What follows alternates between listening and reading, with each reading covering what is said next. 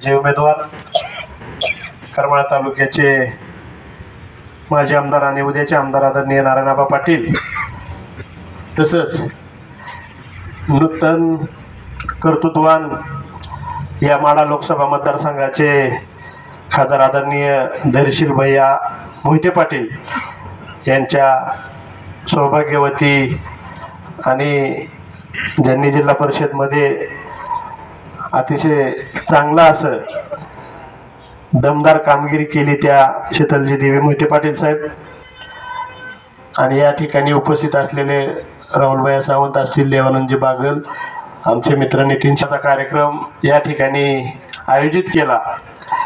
या ठिकाणी भाऊंना आवर्जून सांगतो की भाऊ, ही जी या ठिकाणी फराळाचा जो कार्यक्रम आम्ही आयोजित केला आणि आपण माझ्या विनंतीला मान देऊन या ठिकाणी उपस्थित राहिलात, त्याबद्दल मी आपणा सर्वांचंच उपस्थितांचं सहर्ष स्वागत करतो। मला या कार्यक्रमाचं या ठिकाणी आवर्जून उल्लेख करावासा वाटतो की कार्यक्रम तर कुणी पण घेतं, परंतु हा दीपावली फराळाचा कार्यक्रम घेऊन जे काही ऋणानुबंध या ठिकाणी आपण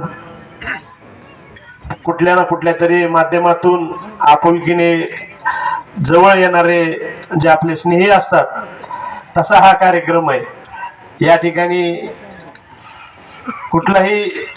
आम्ही कुठल्याही राजकीय कार्यकर्त्यांना या ठिकाणी आमंत्रित केलं नाही। जे आपले जीवाभावाची जी माणसं आहेत त्यांनाच या ठिकाणी आमंत्रित केलं। हे मला वाटतं प्रमुख कार्यकर्त्यांना आम्ही आमंत्रित केलं की बाबा आपल्याला दीपावलीचा कार्यक्रम, फराळाचा कार्यक्रम करायचा आहे आणि आपण सगळेजण या। एक दोन ठिकाणी भाऊ घटना घडल्या, एक दुःखद घटना घडली की त्या ठिकाणी मयत झाल्यामुळं एक दोन गावातले कार्यकर्ते या ठिकाणी उपस्थित राहू शकले नाहीत। मला या ठिकाणी भाऊंना एवढंच सांगायचं आहे की तुमच्या आणि आबांच्या, धैर्यशील भाईंच्या मार्गदर्शनाखाली काम करत असताना ही जी उपस्थित असलेली जी मंडळी आहेत, अतिशय कष्टाळू, कुणाच्याही कसल्याही प्रकारे मिंदी नसणारे स्वाभिमानी कार्यकर्ते या ठिकाणी आम्ही बोलवले। एवढंच या ठिकाणी उद्देशून मला सांगायचं आहे की भाऊ, येणाऱ्या निवडणुकीमध्ये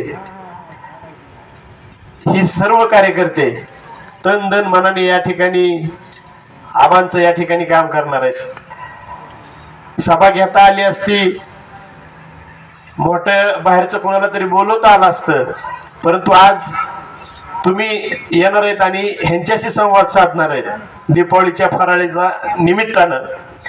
एवढाच विशेष आहे की या ठिकाणी मन मोकळेपणाने आपण ह्यांच्याबरोबर चर्चा करू शकतो, म्हणून हा कार्यक्रमाचं आयोजन या ठिकाणी केलं।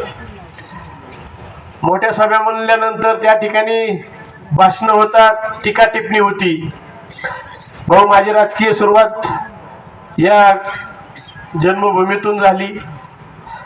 या ठिकाणी आवर्जून सांगतो की ज्यावेळेस 2010ला मी ग्रामपंचायत सदस्य झालो, आबा ज्यावेळेस मी सरपंच होणार होतो, त्यावेळेस या ठिकाणी गावातील तर मंडळी आहेतच, परंतु आवर्जून सांगतो इथं बसलेल्या सगळ्यांना की मला सरपंच करण्यामध्ये त्यावेळेस भाऊंचा सिंहाचा वाटा होता।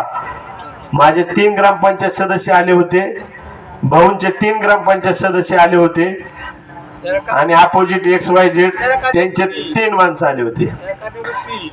तर त्या ठिकाणी भाऊंनी, मला माहित नाही की माझं कर्तृत्व बघितलं का काय बघितलं, परंतु त्या ठिकाणी भाऊंचे 3 सदस्य त्यांनी मला सहकार्य केलं आणि मी त्या गावचा सरपंच झालो। सरपंच झाल्यानंतर या जनतेच्या आशीर्वादाने मला काम करायची संधी मिळाली। त्याच्यानंतर चांगलं काम केलं, त्याच्यामुळं गावातल्या नागरिकांनी पुन्हा एकदा मला न देता माझ्या मिसेसला संधी दिली, त्याही सरपंच झाल्या। त्यानंतर या समोर बसलेल्या जनतेच्या आशीर्वादानं पुन्हा एकदा जिल्हा परिषद सदस्य म्हणून त्या ठिकाणी संधी दिली। त्यानंतर कृषी उत्पन्न बाजार समितीचा संचालक म्हणून या ठिकाणी मला संधी दिली।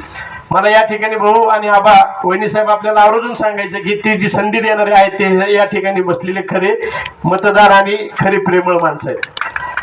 कारण कुठल्या पार्टीची या ठिकाणी मी भाऊंना आबांना आवर्जून सांगतो की या ठिकाणी पार्टी वगैरे काय नाही, फक्त हे आमचं आणि असणारं स्नेहाचं नातं एवढंच. या ठिकाणी हे आलेली जी माणसं आहेत ही फक्त स्नेहाचं नातं, हे कुठल्या पक्षाचे कुठल्या पार्टीचे असा काही विषय नाही. म्हणून या ठिकाणी मी आवर्जून सांगतो की येणाऱ्या काळामध्ये भाऊ असतील, आबा असतील, धैर्यशील भैया असतील, आपली कुठलीही कामं त्या ठिकाणी नडणार नाहीत. त्यांच्या आशीर्वादानं आणखीन आपण प्रगती करू. या भागाचं काम करण्यासाठी तुम्ही सर्वजण सदैव माझ्या पाठीशी असतातच. परंतु आता धैर्यशील भैयांनी सांगितलंय की तुमचं कुठलंही काम असलं तरी ते काम नडणार नाही, फक्त तुम्ही मला एक फोन करा. आणि खरंच भाऊ या ठिकाणी कौतुक करावं असं वाटतं धैर्यशील भाईंचं की अतिशय आज मोहिते पाटील घराणं म्हणजे बारीक नाही आहे. राज्याचं उपमुख्यमंत्री पद असेल, पालकमंत्री पद असेल, दादा खासदार असतील, रणजित भैया खासदार होते आणि आज धैर्यशील भैया त्या ठिकाणी खासदार आहेत. परंतु एक साधा फोन जरी आपण त्या ठिकाणी केला तरी त्यांचं आपल्याला लगेच रिप्लाय येणार, ते काम त्या ठिकाणी मार्गी लागणार. समाधान वाटतं या ठिकाणी की तुम्ही बसलेल्या जनतेने आदरणीय धैर्यशील भैयांना त्या ठिकाणी मतदान दिलं आणि मतदान रूपी आज त्यांना लोकसभेमध्ये आपण सर्वांनी पाठवलं. त्यामुळं माझी सुद्धा आवश्यकता त्या ठिकाणी पडणार नाही. तुम्ही जरी धैर्यशील भैयांना फोन केला तरी ते काम त्या ठिकाणी तुमचं मार्गी लागलेलं असेल.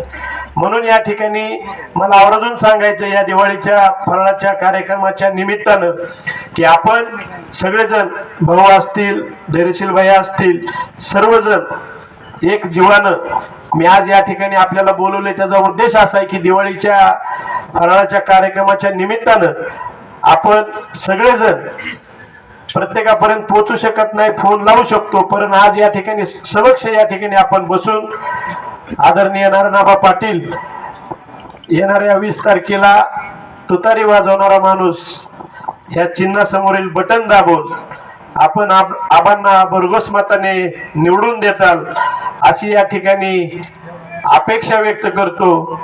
कारण येणारा आता खासदार आपल्या वरतीत म्हणल्यानंतर आमदार पण आपल्याच विचाराचा झाला पाहिजेत. म्हणून या ठिकाणी मी आपल्याला विनंती करतो की आपण सगळेजण उद्यापासून कामाला लागताल आणि येणाऱ्या 20 तारखेला आबांना मतदान करताना 23 तारखेला आपण त्या ठिकाणी गुलाल घेऊ. आनंदाची गोष्ट आहे की त्या दिवशी माझ्या भैरवनाथ जन्म उत्सव आहे. मी या ठिकाणी आवर्जून सांगतो की त्या भैरवनाथाला सुद्धा ज्याने भैरवनाथाची सेवा केली तो भैरवनाथ नक्कीच त्या ठिकाणी 23 तारखेला गुलाला रूपी आशीर्वाद आपल्याला देईल.